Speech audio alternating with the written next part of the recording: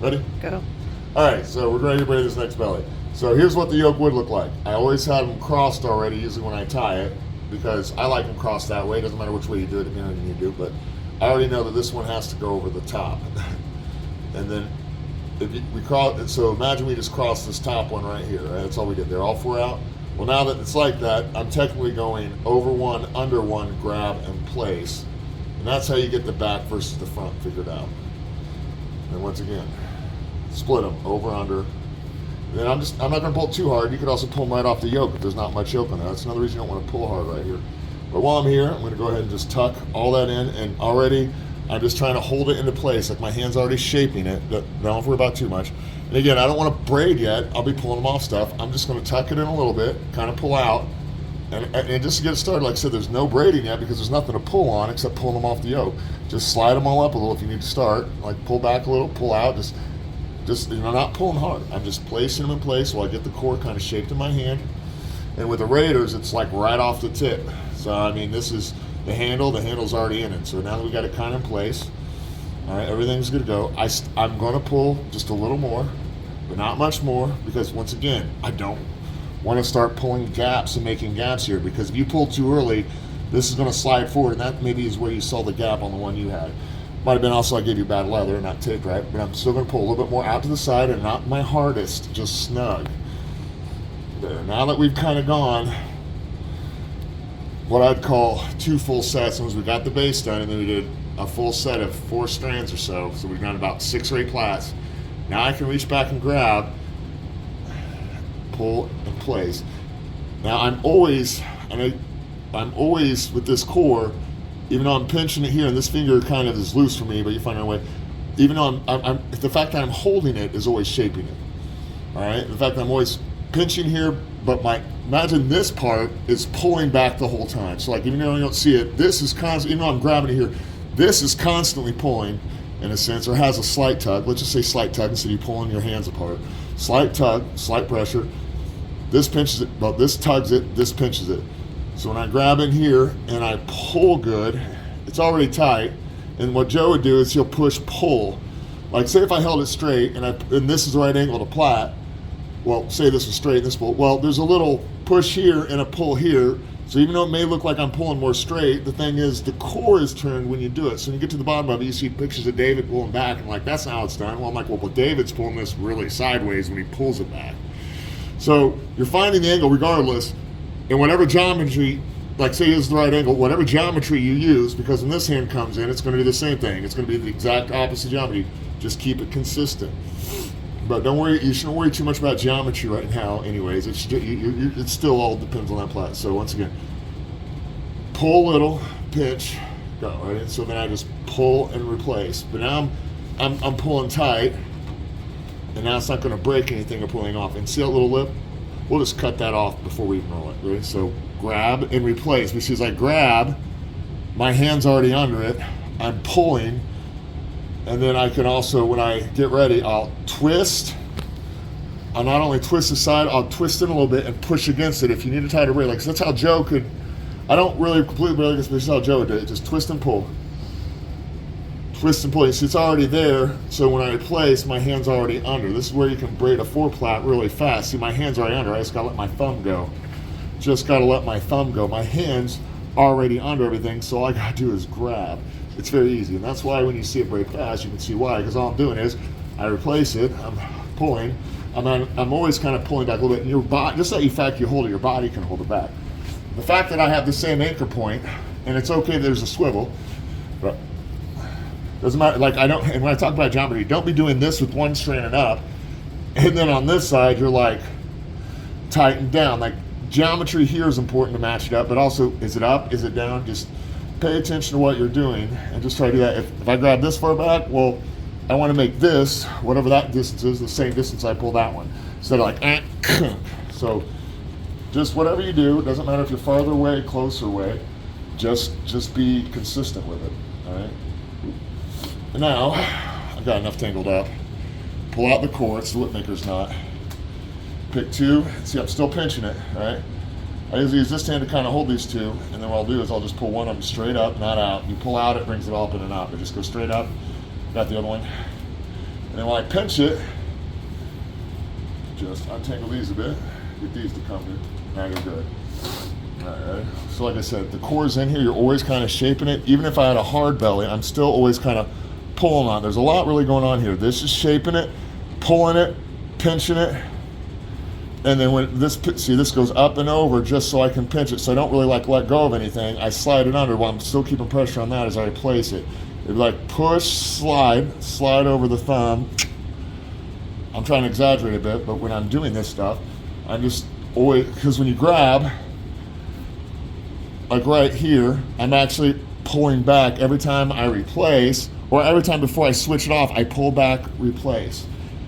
See, I pull back and shape as I go. A little subtly is that I'm pulling back with this hand as I drop. I don't just drop this hand, I pull back as I drop. It's just like I said, there's just a lot of subtle braiding geometry that people don't know and they don't get, including now twisting, pulling, finding the right angle, how that pressure is, and then I pull back as I switch. There's just a lot of little subtleties you may not see. I'm going to try to exaggerate a little fast, but again, even though you may not see it much, it's a little bit there just even when I switch hands. I'm always at a little tug because when I slide this down, I'm pulling my whole hand back, not just sliding my finger. So every time I drop, I kind of got to pull away anyways as I go. Like I said, you don't have to worry too much about the subtleties. You just need to kind of get used to holding the core, getting used to just letting your hand come under and get it. You know, if you need to and you're looking at it while you're holding tight, you're like, just tuck it in a little if you think maybe. But just try to hold it. And once again, a 4 plat belly will not matter as much here as it matters more in here anyways. This stuff is going to have another layer, but the transition is important. And we'll get into what makes it a good one. Now this is a 5-footer, or sorry, 10-foot, the same 10-foot we're working on. So I need to make sure that the core was 5 feet.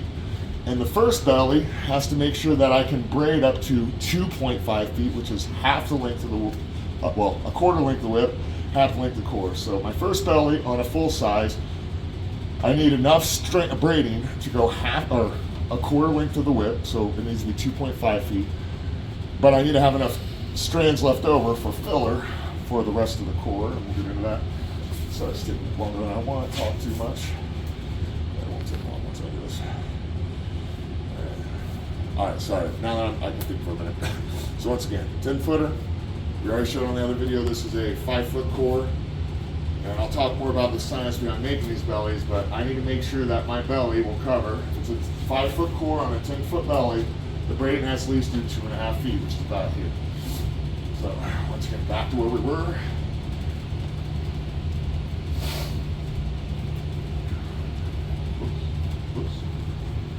I said, as long as you hold everything, like I said, there's a lot of little subtleties, and every now and again when you're braiding non-hard material, like I said, even though you may see me do a few of them like this, I mean, that's okay too. Every now and again I do a set, I'm just going to pull really hard, maybe. It's another little trick. Just do what you're normally doing, and then every now and again you just kind of naturally go, when you switch your hands, you'll just pull a little. I'm kind of having to pull every time I drop. I don't have to do it every time or as much effort as I should, but I am kind of pulling as I let go. But every now and again, because there's nothing hard in there, and even if there is, just give it a pull.